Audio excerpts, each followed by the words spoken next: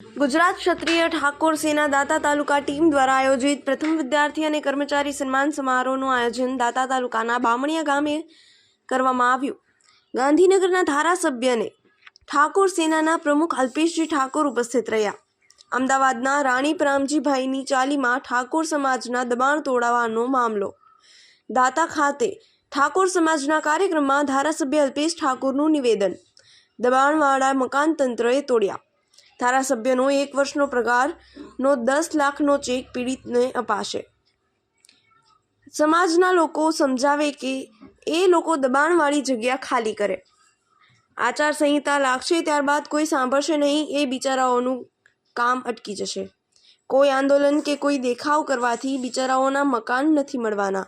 Reporter Manish Joshi, દાતા, Banaskantha.